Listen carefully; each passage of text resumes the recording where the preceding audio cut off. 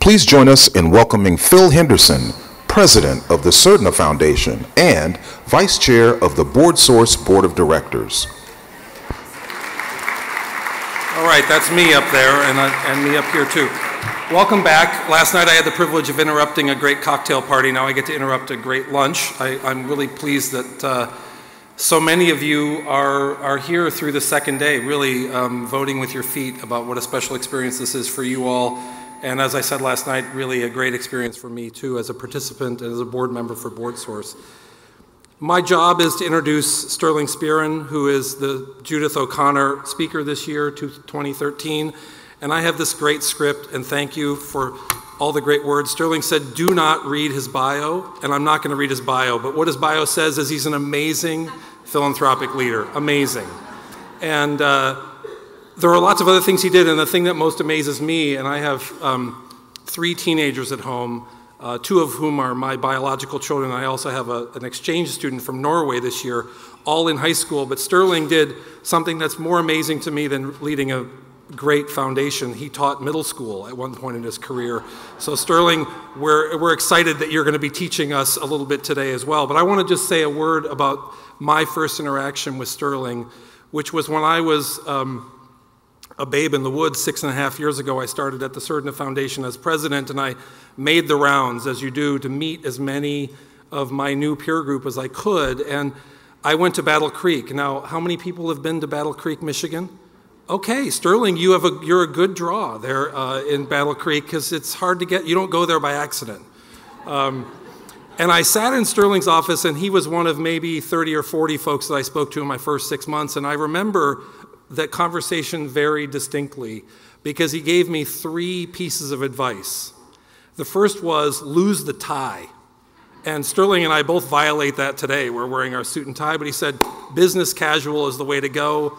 It will help your foundation feel more friendly and more open. And Sterling, we're business casual. Even at board meetings, we're business casual, which is a sort of miracle. The second thing he told me was, you should consider using poetry as a tool for your staff meetings.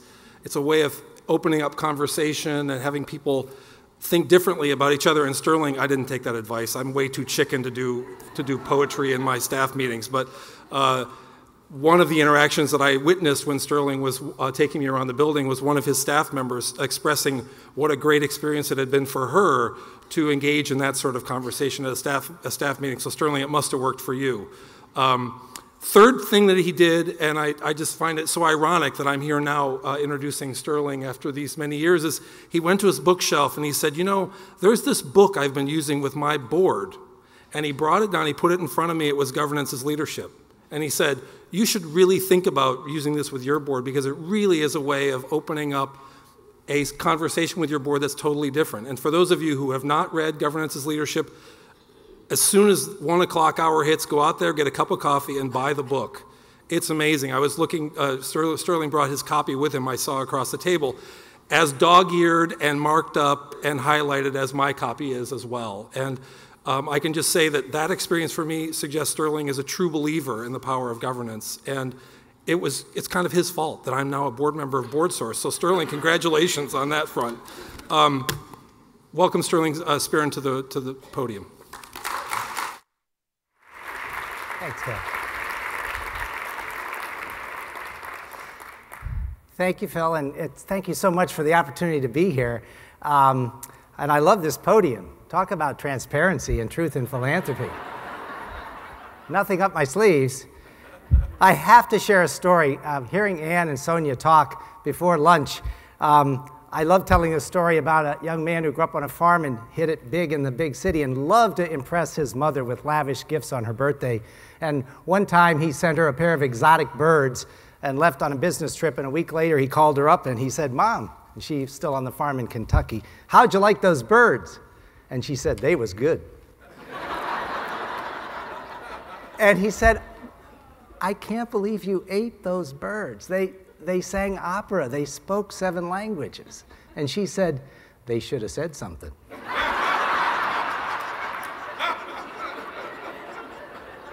And that's a story about what happens when people don't speak up. And I love the stories. I have some stories about advocacy, but I am a frustrated professor and do not have a long time to give a 2-hour lecture on my experiences at the Kellogg Foundation, but I will try to hit some high points, and maybe during the question and answer period we'll have a little more time. I just want to start by acknowledging the theme of this year's conference, Bold Leadership, Taking Risks, Thinking Big, which I thought was at once inspiring, energetic, and appears straightforward enough. But if we pause to ask what we really mean about what is bold leadership, the answer the conference theme suggests is it's thinking big and taking risks. But then that, of course, begs the question, what do we mean thinking big? What does it mean to take risks? So I hope during my brief remarks today, I might try to answer with some alternatives the answers to those questions about taking risks. What does it mean to think big? And I will talk about the organizational change that took place at the W.K. Kellogg Foundation. And I'll look at my script here. The evolving role of our Board of Trustees and the resulting shifts and ultimate impact these had on our approach to grant making, our human resources practices, and on some of our financial investment strategies, let alone all of our programmatic initiatives. But in the end, I'll let you all be the judge on what you consider bold, big, or risky. But as I've had the chance to reflect on my 8 years at the W.K. Kellogg Foundation, I'm reminded by the philosopher Kierkegaard's observation that life can only be understood backwards, but it must be lived forwards. And certainly when I walked into the W.K. Kellogg Foundation in Battle Creek 8 years ago, I couldn't have really imagined the journey that I would go on with my colleagues and my staff. So let me start by acknowledging with this BoardSource audience, truly a jury of my peers, that among the world of charitable organizations and 501c3s and nonprofits, certainly the private foundation is one of the more curious organizations. Valdemar Nielsen, one of our greatest critics of American philanthropy, had this to say in the introduction of his book, The Big Foundations, which I also commend to people. He said, "In the great jungle of American democracy and capitalism, there is no more strange or improbable creature than the private foundation. Private foundations are virtually a denial of basic premises. Aristocratic institutions living on the privileges and indulgence of an egalitarian society, aggregations of private wealth, which, contrary to the proclaimed instincts of economic man, have been conveyed to public purposes. Like the giraffe, they could not possibly exist, but they do." Now, my wife, who's from South Africa, was like, of course giraffes exist. They're perfectly adapted. But I thought that Nielsen's choice of the giraffe as our mascot was probably a little more appropriate than he might have guessed. Consider first that when giraffes so much as look in your direction, they think they're sticking their necks out.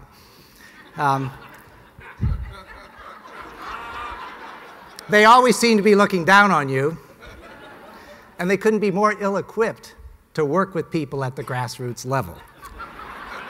I hope someday private foundations may earn the right to a better mascot. Meanwhile, I think the more simpler definition was the one the cultural critic Dwight McDonald gave to private foundations. He said, "Foundations are simply big piles of money completely surrounded by people who want some."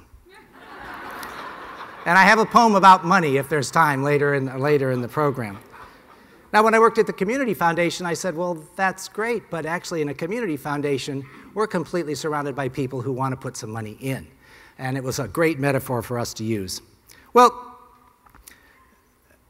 my staff were giving me a farewell earlier this week, and everybody remembered when I got to the Kellogg Foundation in 2006, everybody came up to me and said, what are you going to do to change the foundation?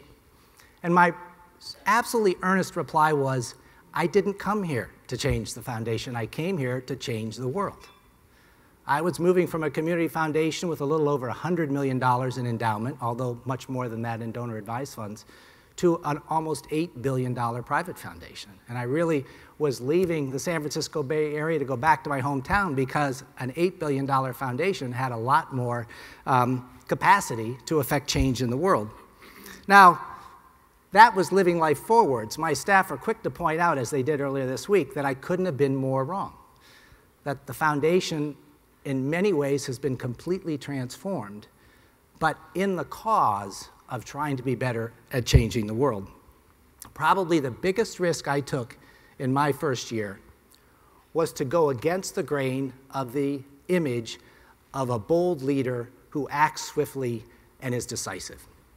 In fact, I'd seen this happen in private foundations in my career in philanthropy, that the only way foundations seem to change is when a new CEO comes in and their job to prove their leadership abilities was to blow half of the things up, tell the board that that was really stupid or that was done by my predecessor. And in many cases, we foundations can be dinosaurs. And the only way we change is like an earthquake. The geologists are looking at the strata and they see this, suddenly this discontinuity where everything shifted. Oh, well, that's when our new CEO came in. You know, that's when the earthquake hit and everything shifted. And that can be a healthy, disruptive, but it also can be disastrous, you know, for programs. And it would never happen in corporate America.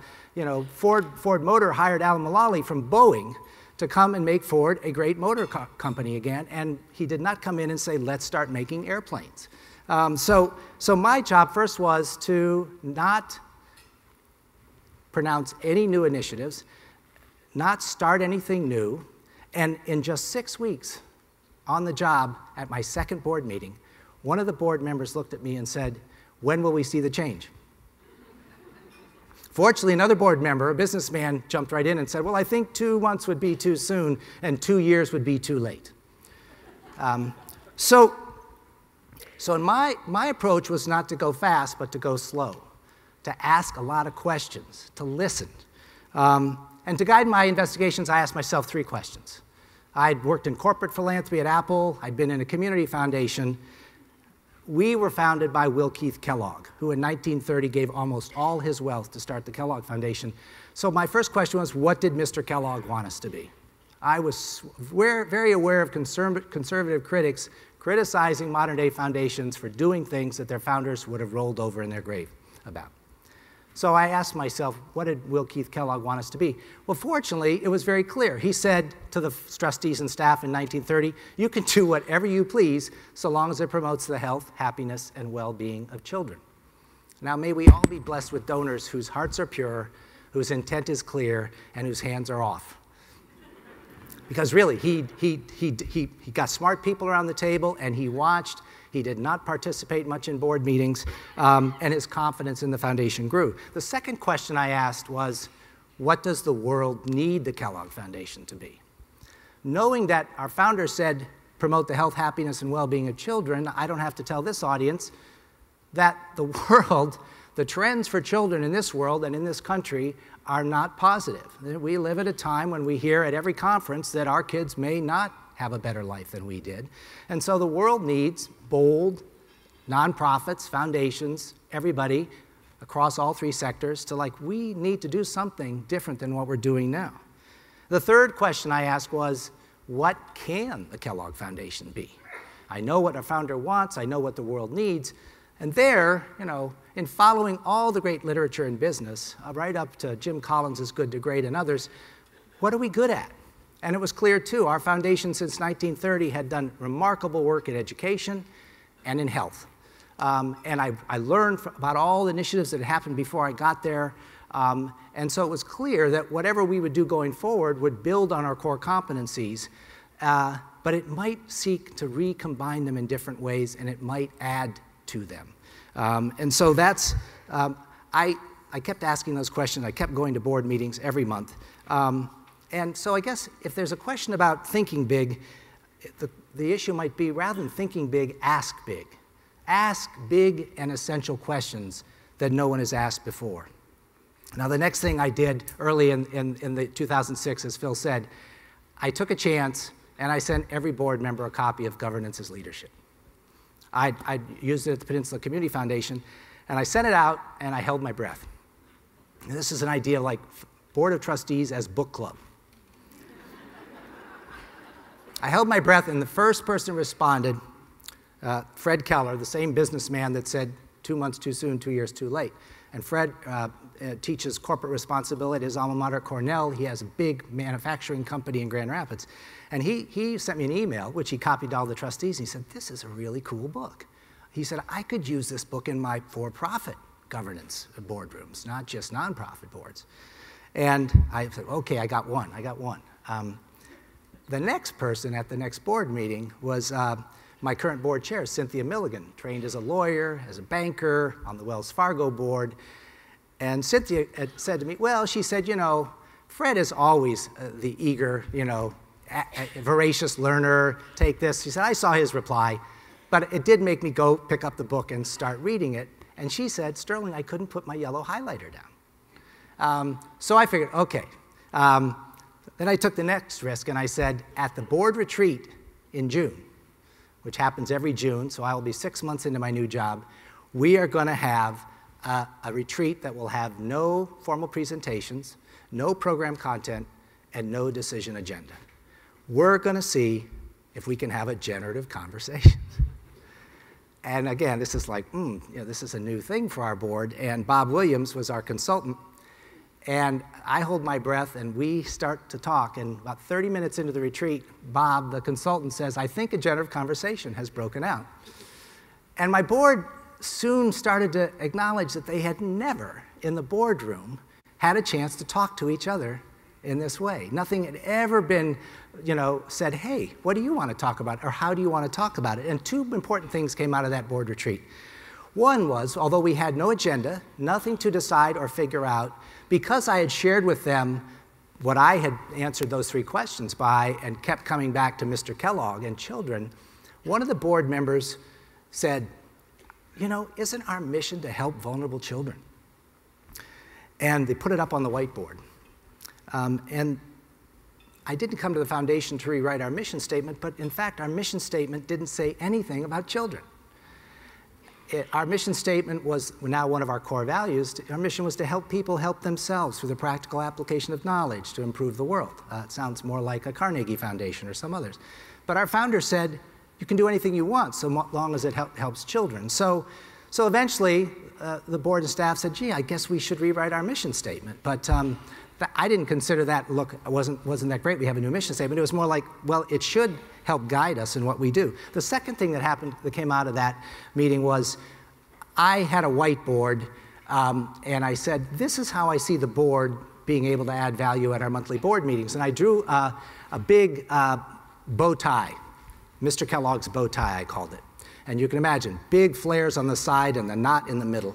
And I said, from what I can tell, our program staff go out in our education program, our health program, our food systems and rural development, our philanthropy and volunteerism, and they work for a year or two to develop big initiatives. And that's that left-hand side of the bow tie, you know, going out there in the world, figuring things out, it gets closer and closer, and the knot is the boardroom on board day. And I said, and that's the moment when you as board members first see this $50 million initiative that the health team has been working on so hard. And you have 5 or 10 minutes on any given appropriation before you to add strategic, fiduciary, hardly generative, you know, but in a moment, it leaves the boardroom, and on the other side of the bow tie, it goes out into the world to be monitored, to be implemented, to be assessed or not, and you rarely ever hear about it again, perhaps in a note in the annual program book. And I said, I don't think you're optimizing your value add to this foundation being stuck in the knot in that boardroom. Well, although everybody was well-meaning, and they knew that every project that came to them, the staff were practically married to that project, right? It'd be very hard to say no. One could ask a hard question and slow it down for a month or two. But I sort of felt like, wow, governance as leadership would find ways for you to be upstream, talking with the staff about where we're going in our health work and what are our options, making sense of the world, and when something comes into the boardroom, you would already know about it and be aware of it, and you would not lose track of it when it went back out. So those were, now this untying Mr. Kellogg's bow tie also might have been opening Pandora's box. Because when you have a board that comes to town every month and have board terms until they for life until they turn 72, you have now asked that board to get engaged. And when they come and have a slumber party every month and break bread together, they're very much like a family foundation, even though there's no family members from the Kellogg family on the board. So that was a challenge that we will work with going forward, but at least now we had a board that understood that. So 6 months later, it's my 1-year anniversary, and still my style of leadership is not meeting people's expectations. Where's the change? Now, I thought for people that are try to cause change in organizations, of course, what you always get is the reaction back, right? You come on, we're going to change, and then everybody is one of the great program specialists on her cube in the building. She has a wonderful sign that says, "Change is good. You go first." And so what I did on my 1 year, so it was interesting. Like they obviously could. The things I was talking about, the questions I was asking, people could see like, oh, our current state of reality is not optimal. You know, without criticizing anything, I could say, gee, because everybody agreed that the state of affairs was what it was. But I wasn't suggesting how we were going to fix it. But in this 7-page, single-spaced memo that I sent out on my first anniversary to the board and the staff, I laid out not so much a plan of change, but a list of further questions, assignments, a call to action, and which essentially said, we're on the threshold of a new era. The pace of change has been slow, and it would remain slow for several years after that, but there's no turning back. That if we need to step up to what this world needs, and we have this fabulous competencies and relationships, we need to move. And I laid out a whole list of things which, again, my successor, LaJune Montgomery Tabron, at my farewell earlier this week, she brought up that famous memo, and she said, you know, everything that Sterling wrote in that memo has come to pass. Not because of my boldness, but because I invited the board and the staff to co-create our path to that new way of working. And there's lots of great stories that have come out of that, but I will tell you, it was hard going. Because the pace of change, you know, if you're serious, one of my colleagues said a week ago, if something is worth doing well, it's worth doing slow. Well, that goes against the grain of what we want. We want organizations to be agile, to be swift and responsive. There's no question there's a sense of urgency. Nevertheless, if you're going to turn a big ship and point it on a new course that will last for a generation, not just over the lifetime of the leader that was the co-creator of it, you can't go too fast. And all the change literature, as I was discovering it on the bookshelves, was reminding me that, you know, there are stages and levels of change. Well, I can tell you stories of how our governance practices kept changing, how we tackled big issues. One of the issues that was probably one of the most volatile, or I just felt important to the foundation, was our work on race, on diversity and inclusion and multiculturalism among our staff. You know, maybe taking risks is having the courage to ask the hard question nobody really wants to talk about, or to confront the uncomfortable. When I arrived at WKKF, there was a wonderful staff initiative called Capitalizing on Diversity that my predecessor, Bill Richardson, had started at the beginning of his tenure in 1995. We had a very active diversity action committee, and all employees went through a 2-day healing racism workshop. But there was still an underlying unease that came from periodic incidents in the boardroom when program officers, often people of color, would bring programs to the board, again, unannounced and unprepared for, and would be sometimes and often met with skepticism, if not outright hostility. And so staff members said that despite our work on multiculturalism at the staff level, the staff really wondered where the board and the senior staff stood on diversity, inclusion, and multiculturalism. I'm reminded of Attorney General Eric Holder's famous comment that we're all cowards when it comes to race. And I had done some work at the Peninsula Community Foundation, but I said, wow, here's an organization that's been working for 10 years on this, but nobody really wants to ask whether there is truly an authorizing environment to take this work seriously. So the simple, maybe naive, maybe bold and risky thing was to go to my board and say, the staff would like to know where you stand on this.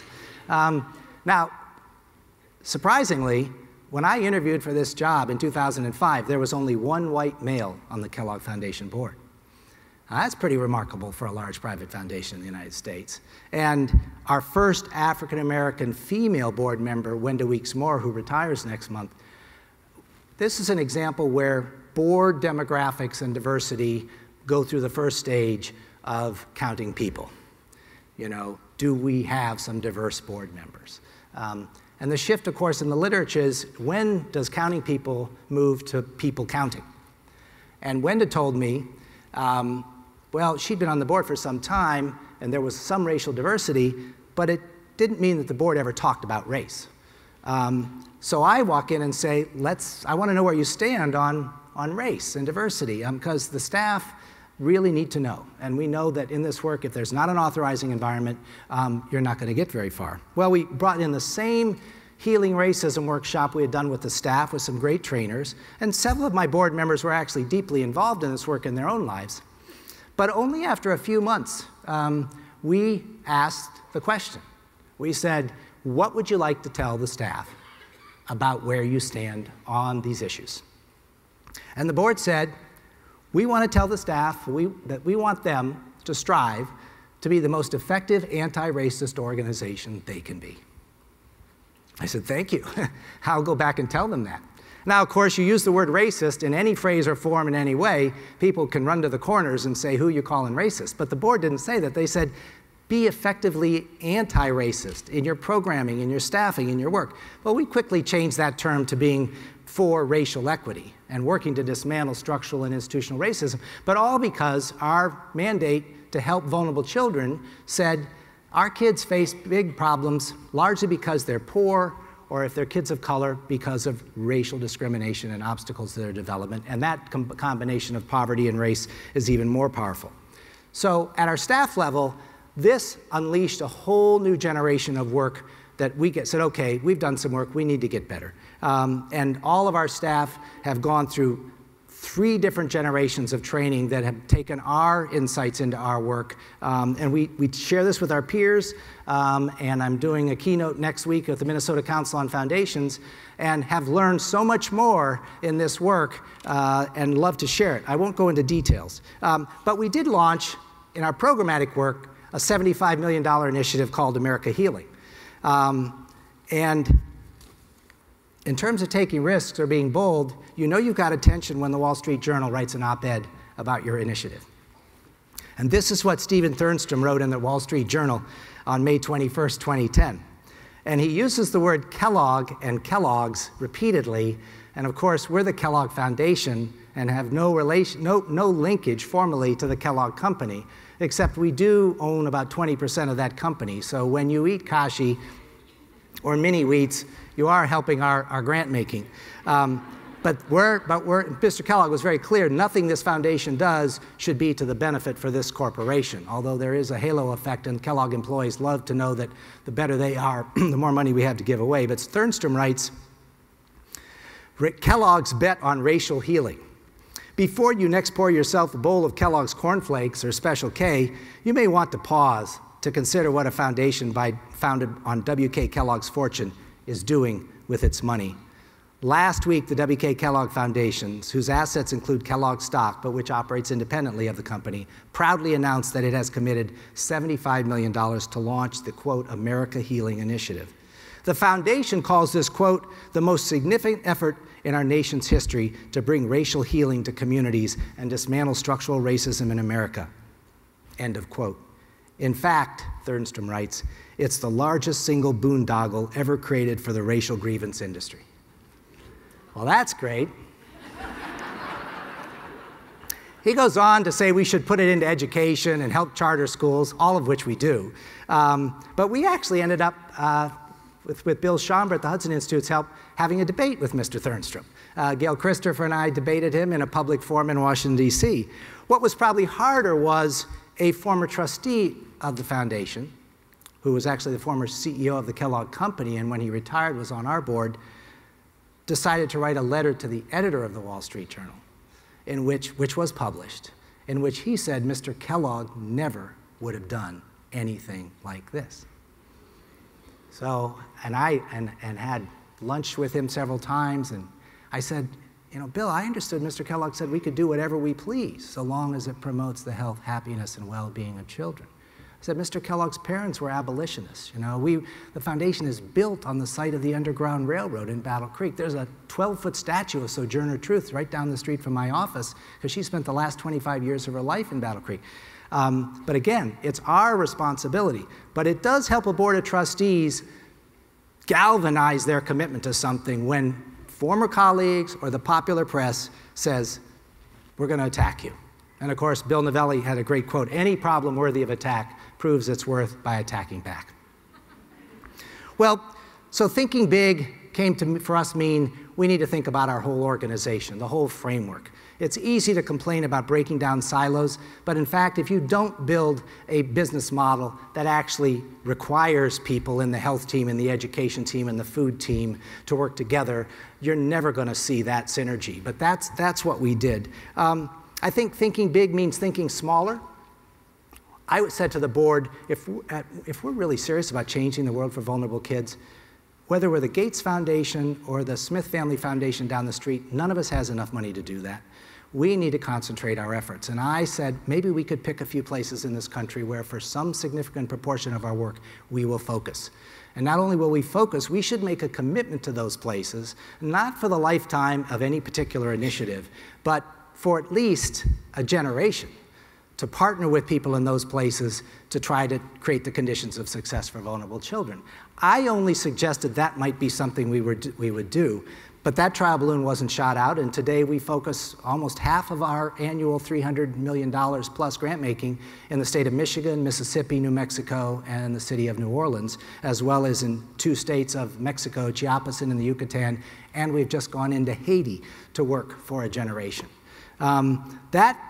That constrains for the rest of our work, we can roam the country and look for great partners in our areas. I think also, so thinking big means thinking smaller, means thinking longer. It also, when we made these commitments to these places, we didn't have any offices or staff in those places. And when the people of New Mexico said, we're starting to take you seriously, you're actually going to be here for a long time. Why don't we see you all the time? So we went back to the board and I said, we need to open up an office in Albuquerque. We need to open up an office in Jackson, Mississippi. We've opened up offices in Grand Rapids and Detroit because they're priority cities in Michigan. We have an office in Mexico City, no office in Haiti right now. So the other thing it meant is, for us, being bold as a big private foundation with all the control and power is to actually make yourself vulnerable to the communities you work with, to have them feel like they can now start to make demands on us around our goals framework, because we've said we want to be partners with you. We want to be partners with all the funders here. We are the 800-pound gorilla. Wherever we show up, we're the biggest funder by far, and we know all the hazards of that.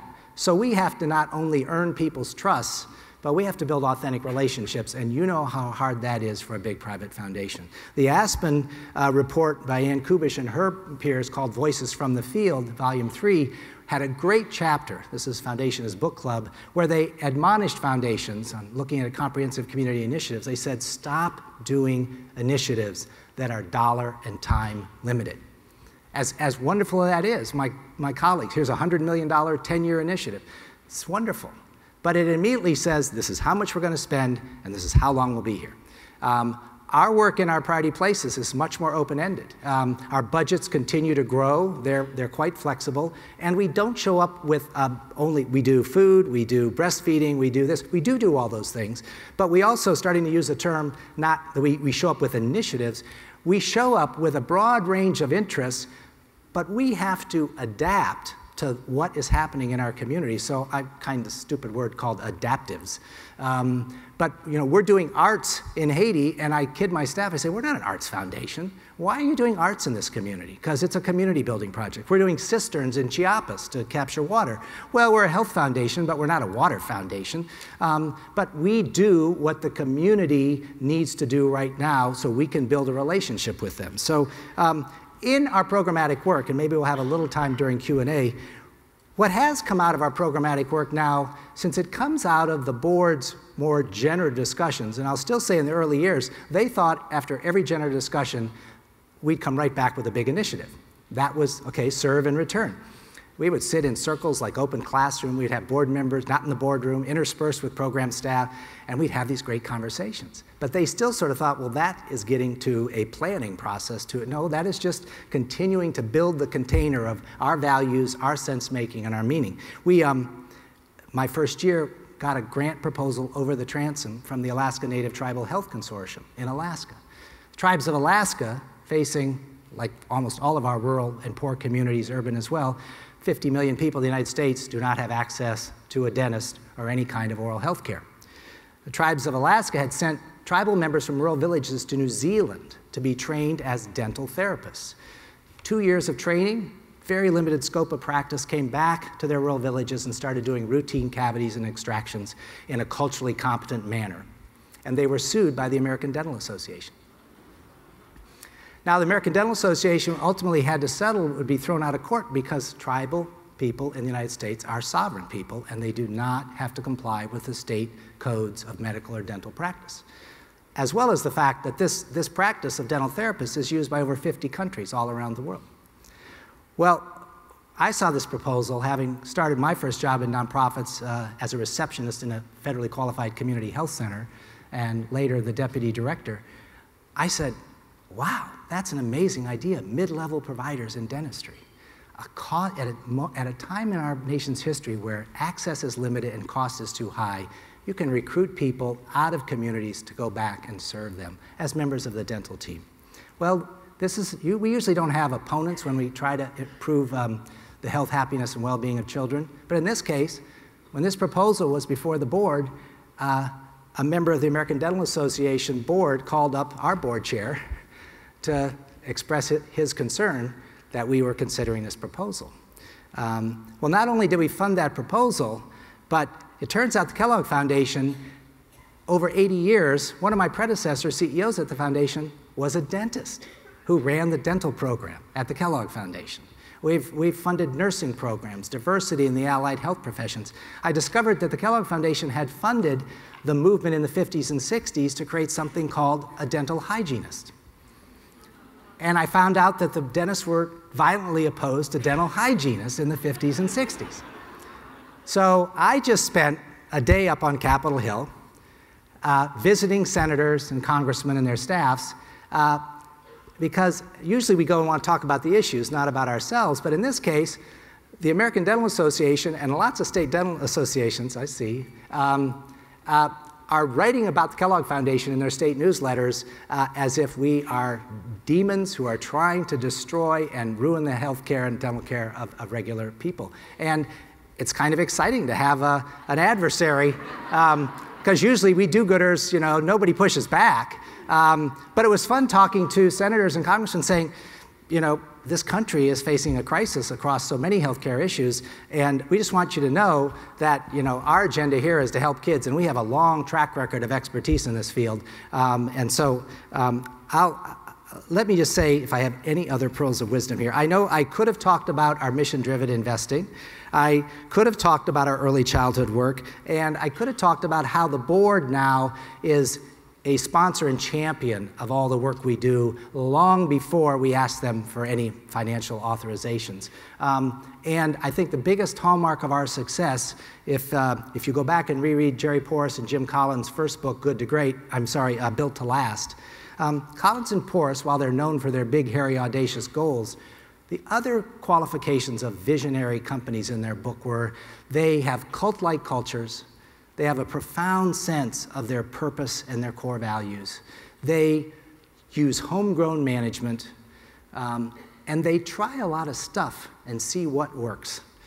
Now, I'm thrilled that my board has appointed my number 2, Lejeune Montgomery Tabron, as an example of homegrown management, and I'm confident, or at least optimistic, that everything we've done in my short 8 years will not be blown up by my successor or new board members, because it's something that is their program and their projects and something that they become proud of and that is theirs, and I just happen to be part of that catalytic energy that invited them into that space. So thank you very much.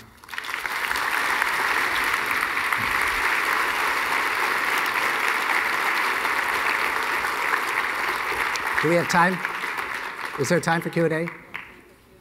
There are 5 microphones around the room if anybody would like to throw a question. Good afternoon. My name is Mary Stilatello. I am a Kellogg Fellow. Ah, congratulations, Mary. Actually, and you did not mention anything about the leadership work that you have done, and I really see The foundation is a flagship, tall ship in the area of leadership development for nonprofit leaders. And I'm just wondering if you could say a few things about the shift in the strategy that the foundation had, moving from large cohort-based leadership development to your new initiative that came out probably about 10 years ago. Well, and thank you, that's a great question. Again, someone once said, the further you look back in history, the further forward you're able to look. The leadership program, it's great. You meet Kellogg Fellows. The president of the World Bank is a Kellogg Fellow. The Surgeon General, Regine Benjamin, is a Kellogg Fellow. I meet Kellogg Fellows. I was with a Kellogg Fellow in Haiti 2 weeks ago. That program was sunset after 16 years. Later this month, we will announce a new Kellogg leadership program that will track to our mission of creating the conditions of success for children. And we're going to start cohorts of leaders in Mississippi, New Mexico, New Orleans, Michigan, and a national cohort. But there'll be leaders now all around working for kids across disciplines. So it could be, could be human services people, could be health people, could be education people, could be arts people. But we want to build, I think this is what we see in all of our work, networks of people in places that are boundary spanners is the way social change is going to happen. So we're excited to come back to our legacy of leadership, but do it in a way that tries to align with the change we're trying to get mostly in our priority places around kids' issues. So thank you for that question. And we love Kellogg Fellows. Thank you. Thank you for your remarks. My name is Malcolm Asti, and I'm Director of Development at University of California, San Diego in cardiovascular medicine. My question is maybe going away from bigger, broader ideas and a very specific question, a very specific place, Detroit. My wife is from Detroit, and I'm wondering, I've seen and read about your investments there and some of the initiatives there. We're looking at a city in absolute crisis and free fall, and yet I'm optimistic. I think I think we have a chance to recreate something that's never been done before, and I'm wondering what your thoughts and what the Kellogg leadership and vision on that area is. Thank you so much. These are very helpful. When I grew up, I was born in Detroit in 1948. When the city was at its very peak of 1.8 million people, and the fourth largest city in this country. So you can blame me for its decline over my 65 years. So I come back to my home state, and I ask, we're in western Michigan, right? And this is a state that frankly is divided, you know, kind of conservative and white on the west, and more colorful and diverse in the east, and our flagship city is Detroit. And I'm asking my board and staff, how do we think about Detroit? You know, it happened to be a place where we would parachute in with initiatives, some very effective and helpful, but we would come and we would go. And so when we declared this place focus in Michigan, I said, I can't see how we could not do it with our flagship city, Detroit. As Detroit goes, so goes our state. But still, some people would like to deny that. And I said, we should be in Grand Rapids. It's our second largest city. And while it is wonderfully endowed with great corporate and civic and philanthropic leadership, the kids of color in Grand Rapids do actually a little bit worse than the kids of color in Detroit. And then our hometown of Battle Creek, which is just in Mr. Kellogg, and we work around the state. The fact is, Detroit's not in free fall. It has really hit the bottom. And yes, the government of Detroit's in bankruptcy, but the people of Detroit are not.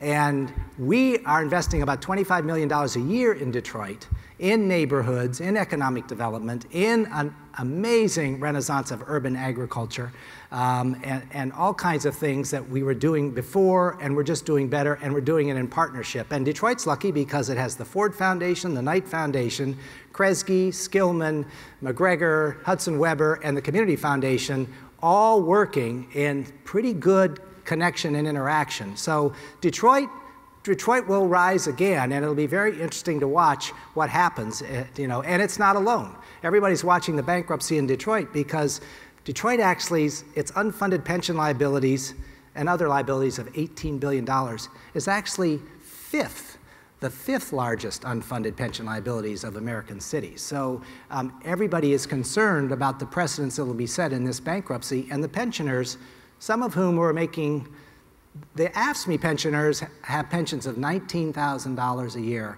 and based on the bankruptcy, they could lose 80% of that. The uniform pensioners, average pensions of about $32,000 a year, and they also would lose 80%, and the bondholders will lose about 85%.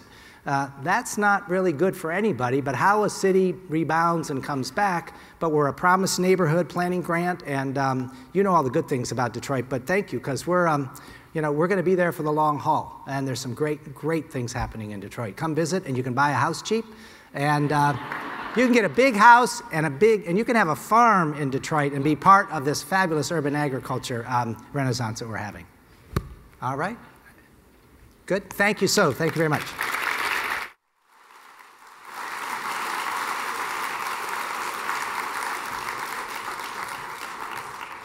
So I love breaking convention, so I'm going to talk about religion. So my reflection on both Sonia and Sterling's comments, I'm reflecting back on my faith journey growing up in small town Alabama. And there, I was given a lot of beliefs and ideas, and I was told how to create change in my community, what to think about. You were given, in religion, you would call it a fiat accompli, a faith complete, and you're just supposed to wholesale accept it. But what I'm realizing in governance is that you're supposed to question everything. And to be a bold leader, what you two are both saying is, both in the way that you do your work and the actual actions that you take in your organizations, challenge the status quo. And I think that's a challenge for all of us. And I love on the advocacy side a quote, Sonia, that you had, you can't own it, you have to play ball with advocacy. What issue among us do we deal with that you think as one individual or one organization that you can own it and create the change you want to see in the world? So to Sterling's points, we have to partner. We have to create generational commitments to communities and to people to see change through to its end, not short-term 1 or 2 year grants, and then we walk away. And finally, I would take Sterling's employees' bumper sticker and I'd put it on the front of my organization and make it a call to action and a call to action to you. Change is good. What will you do? But first, join us for dessert and coffee in the parlor. Thanks.